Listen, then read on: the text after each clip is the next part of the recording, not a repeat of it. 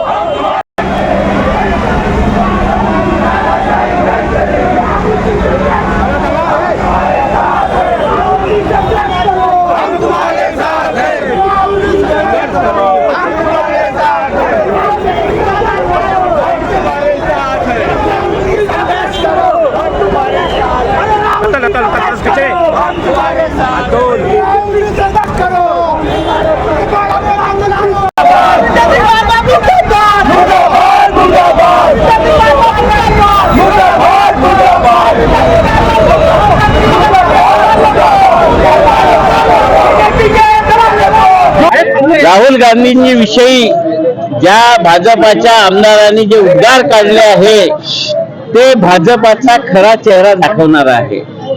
आणि मला वाटतं की ज्या पद्धतीने या आमदारांना राहुलजी विषयी बोलला आणि तुम्हारे गांधी का जो हुआ था वो तुम्हारा करेंगे ही से गिदड धमकी दिली, यांना समजायला पाहिजे की आपल्या परिवारातील वडिलांची हत्या झाली, आपल्या दादीची हत्या झाली, त्यानंतरही राहुलजी या देशवासियांसाठी संघर्ष करत आहेत। या गिदड धमक्यांनी मरणारा न भिणारा आमचा नेता आहे।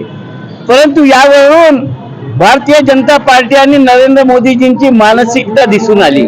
मला वाटतं जोपर्यंत नरेंद्र मोदीजी याला पक्षातून काढत नाही, या आमदाराला याच्यावर गुन्हा दाखल करत नाही, तोपर्यंत या साऱ्या घटनेचा दोष आम्ही नरेंद्र मोदीला देऊ। कारण की त्यांच्या सांगितल्याशिवाय हे आमदार असे बोलूच नाही शकत। जर त्यांनी नाही सांगितलं आहे तर तुरंत त्याला पार्टीतून काढावं, त्याच्यावर गुन्हा दाखल करावा, ही आज आमची मागणी आहे।